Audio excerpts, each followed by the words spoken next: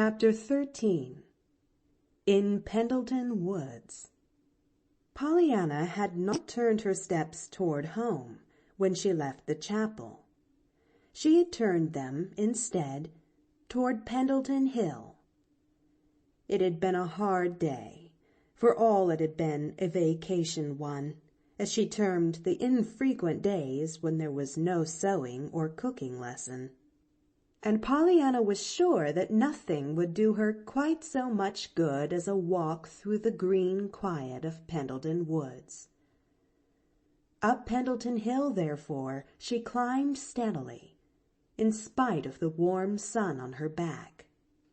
"I don't have to get home till 5:30 anyway," she was telling herself. "And it'll be so much nicer to go around by the way of the woods, even if I do have to climb to get there." It was very beautiful in the Pendleton Woods, as Pollyanna knew by experience. But today it seemed even more delightful than ever, notwithstanding her disappointment over what she must tell Jimmy Bean tomorrow. "I wish they were up here. All those ladies who talked so loud," sighed Pollyanna to herself, raising her eyes to the patches of vivid blue between the sunlit green of the treetops. "Anyhow, if they were up here, I just reckon they'd change and take Jimmy Bean for their little boy, all right," she finished, secure in her conviction, but unable to give a reason for it, even to herself. Suddenly Pollyanna lifted her head and listened. A dog had barked some distance ahead. A moment later he came dashing toward her, still barking. "Hello, doggy! Hello!" Pollyanna snapped her fingers at the dog and looked expectantly down the path. She had seen the dog once before, she was sure. He had been then with the man, Mr. John Pendleton. She was looking now, hoping to see him. For some minutes she watched eagerly, but he did not appear. Then she turned her attention toward the dog. The dog, as even Pollyanna could see, was acting strangely. He was still barking, giving little short, sharp yelps as if of alarm. He was running back and forth, too, in the path ahead. Soon they reached a side path, and down this the little dog fairly flew, only to come back at once, whining and barking. "Oh, that isn't the way home," laughed Pollyanna, still keeping to the main path. The little dog seemed frantic now. Back and forth, between Pollyanna and the side path he vibrated, barking and whining pitifully. Every quiver of his little brown body and every glance from his beseeching brown eyes were eloquent with appeal, so eloquent that at last Pollyanna understood, turned and followed him. Straight ahead now the little dog dashed madly, and it was not long before Pollyanna came upon the reason for it all. A man lying motionless at the foot of a steep, overhanging mass of rock, a few yards from the side path. A twig cracked sharply under Pollyanna's foot, and the man turned his head. With a cry of dismay, Pollyanna ran to his side. "Mr. Pendleton! Oh, are you hurt?" "Hurt? Oh, no. I'm just taking a siesta in the sunshine," snapped the man irritably. "See here, how much do you know? What can you do? Have you got any sense?" Pollyanna caught her breath with a little gasp, but, as was her habit, she answered the questions literally, one by one. "Why, Mr. Pendleton, I don't know so very much, and I can't do a great many things, But most of the ladies' aiders, except Mrs. Rawson, said I had real good sense. I heard him say so one day. They didn't know I heard, though." The man smiled grimly. There, child, I beg your pardon, I'm sure. It's only this confounded leg of mine. Now listen." He paused and with some difficulty reached his hand into his trousers pocket and brought out a bunch of keys, singling out one between his thumb and forefinger. "Straight through the path there, about 5 minutes' walk, is my house. This key will admit you to the side door under the porte-cochere. Do you know what a porte-cochere is?" "Oh, yes, sir. Auntie has one with a sun parlor over it. That's the roof I slept on. Only I didn't sleep, you know. They found me." "Eh? Well, when you get into the house, go straight through the vestibule and hall to the door at the end. On the big flat-topped desk in the middle of the room you'll find a telephone. Do you know how to use a telephone?" "Oh, yes, sir. Why, once when Aunt Polly—" "Never mind Aunt Polly now," cut in the man scowlingly, as he tried to move himself a little. "Hunt up Dr. Thomas Chilton's number on the card you'll find somewhere around there. It ought to be on the hook down at the side, but it probably won't be. You know a telephone card, I suppose, when you see one?" "Oh, yes, sir. I just love Aunt Polly's. There's such a lot of queer names and—" "Tell Dr. Chilton that John Pendleton is at the foot of Little Eagle Ledge in Pendleton Woods with a broken leg, and to come at once with a stretcher and 2 men. He'll know what to do besides that. Tell him to come by the path from the house." "A broken leg? Oh, Mr. Pendleton, how perfectly awful!" shuddered Pollyanna. "But I'm so glad I came. Can't I do—" "Yes, you can, but evidently you won't. Will you go and do what I ask and stop talking?" moaned the man faintly. And with a little sobbing cry, Pollyanna went. Pollyanna did not stop now to look up at the patches of blue between the sunlit tops of the trees. She kept her eyes on the ground to make sure that no twig nor stone tripped her hurrying feet. It was not long before she came in sight of the house. She had seen it before, though never so near as this.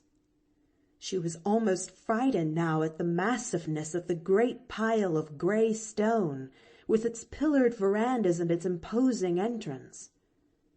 Pausing only a moment, however, she sped across the big neglected lawn and around the house to the side door under the porte-cochere. Her fingers, stiff from their tight clutch upon the keys, were anything but skillful in their efforts to turn the bolt and the lock, but at last the heavy, carved door swung slowly back on its hinges. Pollyanna caught her breath. In spite of her feeling of haste, she paused a moment and looked fearfully through the vestibule to the wide, somber hall beyond, her thoughts in a whirl. This was John Pendleton's house, the house of mystery, the house into which no one but its master entered, the house which sheltered, somewhere, a skeleton. Yet she, Pollyanna, was expected to enter alone these fearsome rooms, and telephone the doctor that the master of the house lay now. With a little cry, Pollyanna, looking neither to the right nor the left, fairly ran through the hall to the door at the end and opened it. The room was large and somber, with dark woods and hangings like the hall. But through the west window the sun threw a long shaft of gold across the floor, gleamed dully on the tarnished brass andirons in the fireplace, and touched the nickel of the telephone on the great desk in the middle of the room. It was toward this desk that Pollyanna hurriedly tiptoed.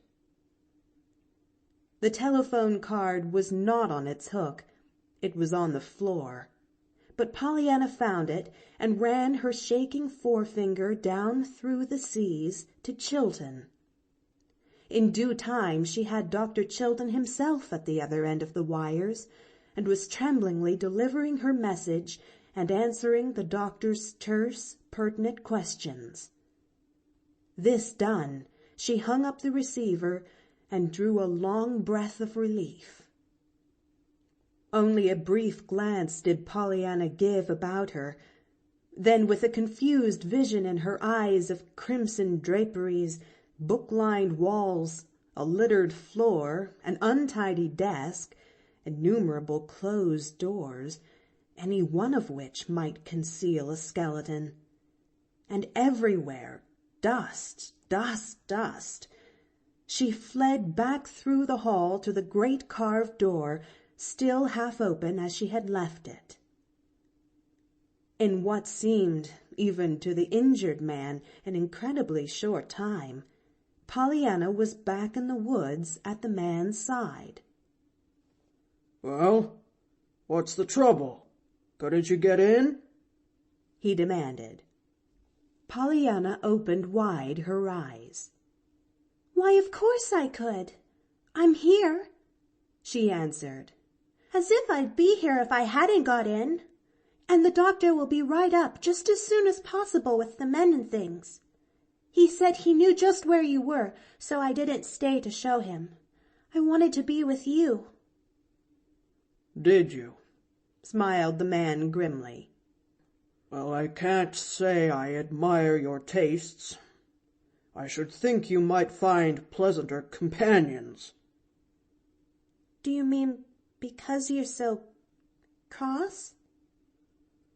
"Thanks for your frankness. Yes." Pollyanna laughed softly.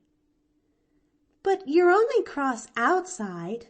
You aren't cross inside a bit." "Indeed. How do you know that?" asked the man, trying to change the position of his head without moving the rest of his body. "Oh, lots of ways. There, like that.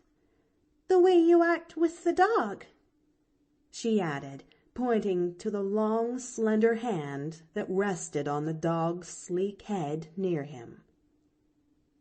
"It's funny how dogs and cats know the insides of folks better than other folks do, isn't it? Say, I'm going to hold your head," she finished abruptly. The man winced several times and groaned once, softly, while the change was being made.